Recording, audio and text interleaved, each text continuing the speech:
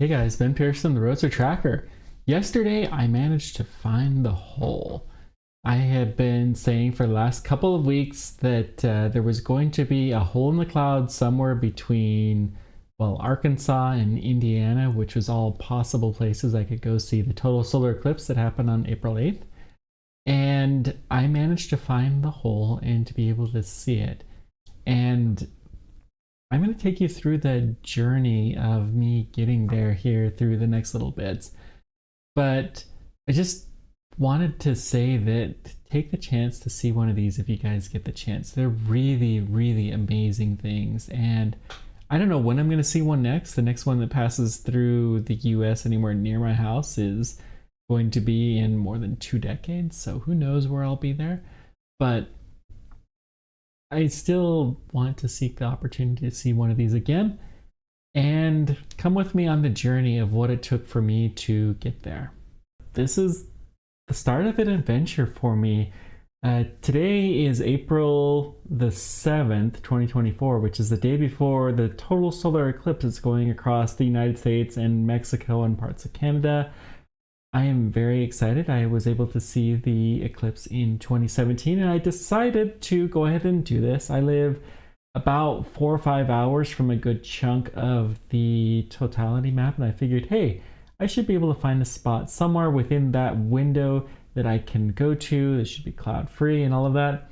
And for anybody who followed this eclipse, you will know that clouds were in the forecast along most of the path of totality. Luckily for me, the area between Arkansas and Indiana that is the closest spot to me is the area that has the best forecasts. So I've been studying all of these maps that have come out. I've been looking at this pretty carefully for the last 2 weeks. And at this point in time, the maps have kind of converged. They're not changing a whole lot, although they are changing a little bit, and that turns out it does make a difference. My current plan is to go to Evansville, Indiana, which is in the southern part of the state. And if that doesn't work, then I'll go to somewhere in Illinois. I don't know exactly where, but somewhere in the southern end.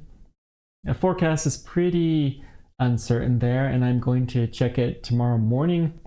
I'm going to check it one more time when I have to stop to charge to decide which one of the two that I'm going to go. I don't have an exact spot picked out in Illinois if I need to, and I might try to pick one tonight if I need to. But I'm just kind of playing this a little bit by ear. Very excited to go. I've got all of my camera gear loaded up. I've got my plans figured out. I have plans to actually photograph this one. The last one, I decided not to try to photograph it, to try to just experience it. Still going to do that. And I've got some other fun things that we'll try to include on this. But you guys will be a part of this journey. The trip normally would take about 4 hours from my house.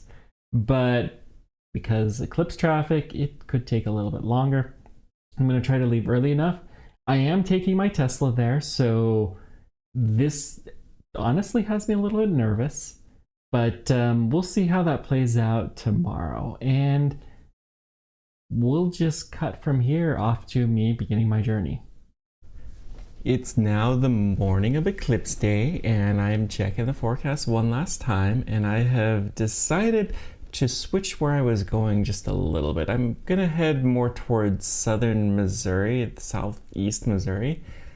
I haven't decided exactly where yet. The reason is the cloud forecast seems to have shifted and just keeps looking worse and worse towards Indiana. And so Arkansas and Missouri has been pretty consistently the best spots, and that's where I'm headed. So I have my car all loaded up. I just need to head out there and go.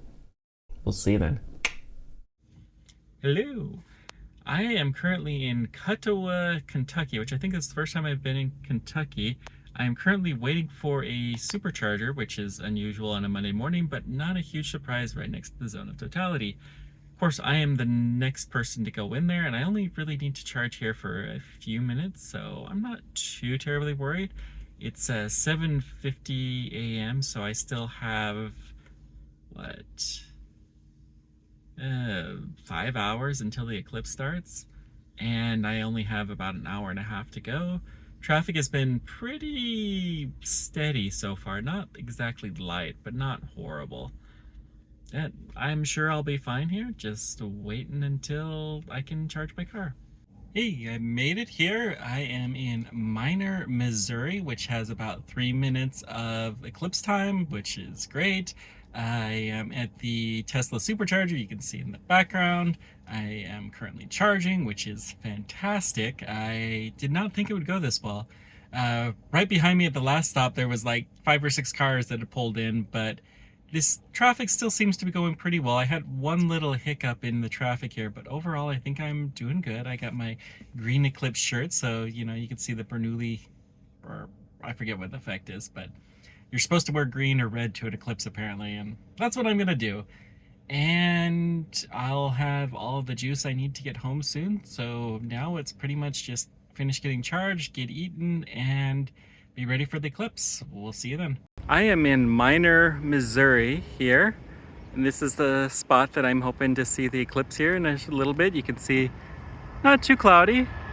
It is 12:23 or so the eclipse will officially start in about 25 minutes, although that's just early totality. You can see it's a supercharger station. This seems like a nice spot. This will have about 3 minutes of eclipse, and that is enough for me, and hopefully it'll allow me to get home soon. So we'll see how things go, but I'll probably get set up probably about the time that the eclipse starts. See you then. So it's 1 o'clock. The moon has had a little piece taken out of the sun, and things are starting to go. It looks like we have 50 minutes until the second contact, and noticing the ambient temperature according to my little alarm. But yeah, it's exciting. It's starting to happen. Not really a whole lot of effects. It may be a little bit dimmer than normal, but that's about it. So I have my setup here. I have a couple of different cameras to try to get some different views, not the standard types of views, and then I have my longer lens one that I'm going to try to use to actually get the pictures. We'll see if I can get anything, but I'll be showing you the video if it's anything worth seeing. Hey guys, so I'm not actually going to record my reaction during the totality. Sorry, I'm just not that kind of person, but it's about 15 minutes out and I am really, really excited. We'll see then. You have sunset everywhere.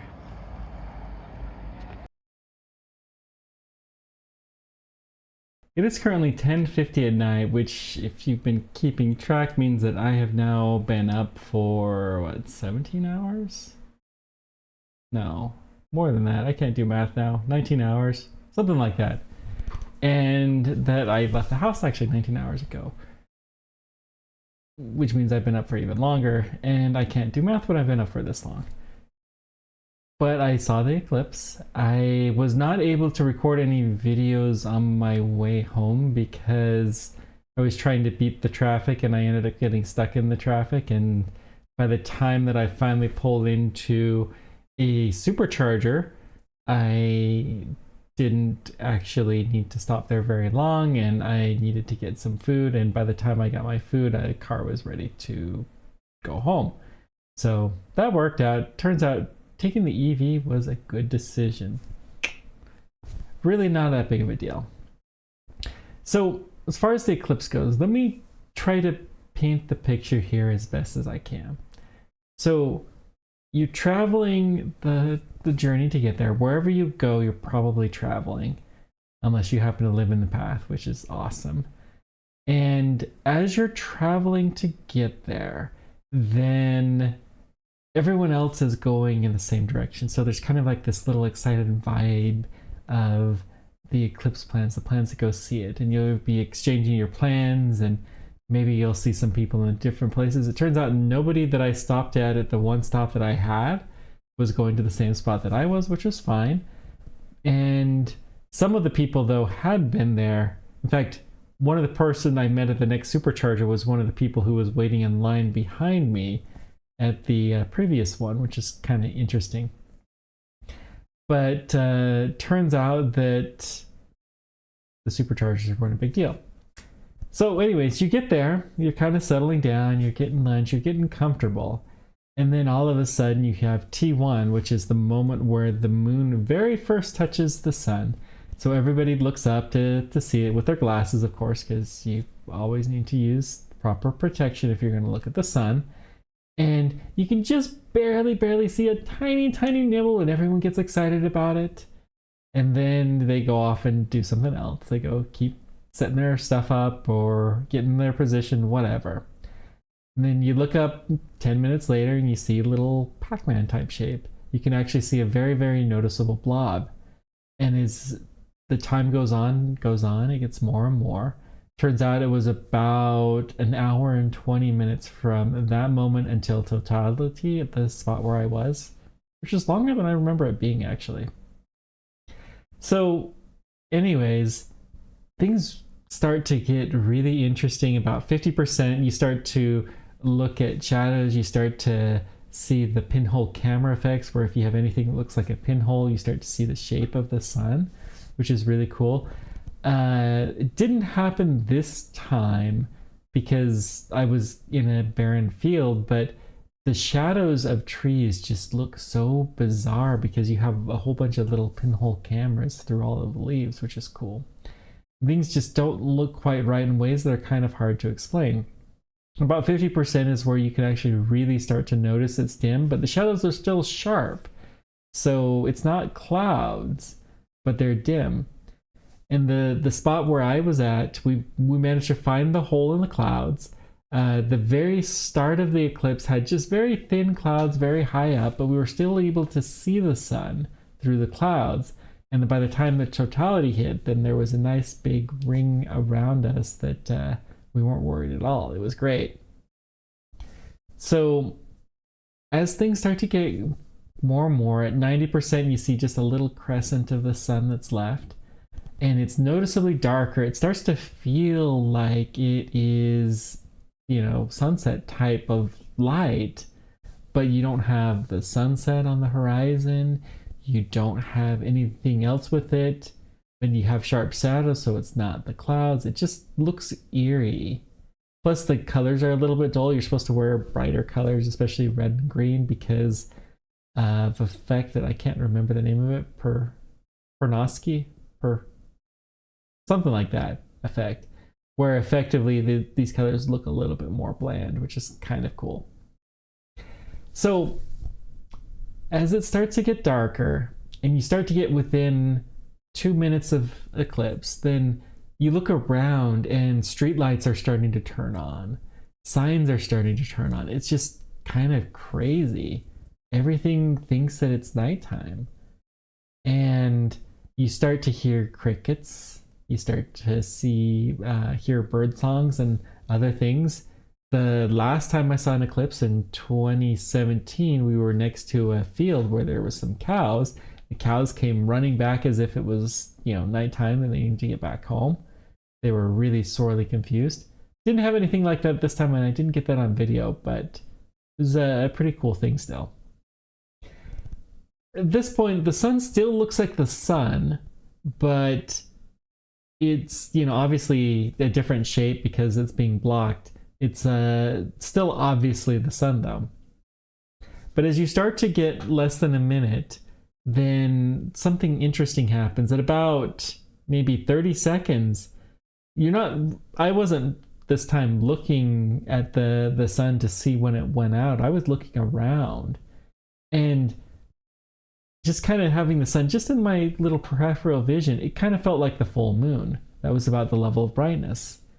And then at about 10 seconds, it just seemed like it was a bright star that was in the sky. It's something we don't have. It was brighter than any star that is in our sky out of the sun, but it just felt like a bright star. And then it just gets very dim. It's like a dimmer switch goes, and then all of a sudden, bam, totality hits. And there's a lot of stuff that happens right about then. I started to see planets at the kind of bright star thing. I only saw one planet for sure, and I saw one that may have been. I'll have to check into that. And so you can see some of the brighter stars and planets. The sky is, you look around and it looks like it's maybe I don't know, half an hour after sunset where the sun has gone down below the horizon, but you still kind of see the sunsetty colors that are all along 360 degrees around the horizon, which is pretty cool. The sun, it's relatively bright. It's maybe the brightness of the not full moon, not quite that bright, but it's still fairly bright. And you can look around and still see stuff. It's not like it's completely pitch dark, but it is, you can see the corona of the sun. And we saw this red kind of bead type of thing that was on the side that I am going to do some research when I am more awake and figure out what that was, because that was really cool. I don't think it showed up in any of the pictures that I took, so I'm probably going to insert some picture here that will show what it looks like from someone else who has better skills than I do at taking pictures. And then at the area that I was, we had about 3.5 minutes of totality, which is just amazing. There was more than enough time to really soak in everything, to look around the horizon. I think last time I pretty much just looked at the sun the entire time, maybe a little bit some of the planets, but I didn't look around the horizon and see, hey, everything is sunsetty, which is pretty cool. And I was also, taking pictures, which I didn't do last time, and some other stuff like that. If nothing else, the picture allowed me to get a better view of the sun because I have a telephoto lens and I could just see it a little bit more magnified. But I didn't have a sun filter, so I couldn't take any pictures before then. Anywho, it's a really, really neat experience, and I strongly encourage you guys, if you are able to go see a total solar eclipse. It is really a very neat thing. So I've had a day and a lot of sleep since that last recollection, but I can tell you that it's absolutely amazing. I wish I had done a few things differently with my cameras. The best picture that I had, I'll put it here, is not that great, and I did a lot of futzing around with some of my cameras trying to get some cool stuff, but for one, I forgot the SD card, and two, they really didn't show that much of interest per se. It doesn't capture the feeling. You can get a little bit of the sense of that if you have someone who really, really knows what they're doing. I'm not one of those people. I can get a photograph of something eventually, but I'm kind of a trial and error type of person. So, these eclipses are not something that happen all that often. You can't trial and error figure out how to do one of these. And so I've learned a lot about how to set my camera to take better pictures. I don't regret trying to take the pictures because I got to use my telephoto lens, which allowed me to see it with my eyeballs better than I would have been able to see it without it. All that being said, it wasn't worthwhile. There's so many better pictures out there. Now, there was one thing that while I was looking at it, especially towards the end of the eclipse, I saw this little red dot that was at the bottom of the sun. It doesn't really show up in any of my pictures, but I will post a picture here that shows what that is, and it's called a solar prominence. There was some speculation. They were calling it something beads, but the beads are really a phenomena of seeing the mountaintops that will happen when you are just really at the totality. But once you're into deep totality, which it was when I was looking at this, that doesn't really happen. The prominence, though, is what most people think of as solar flare. That's what I thought it was at the time.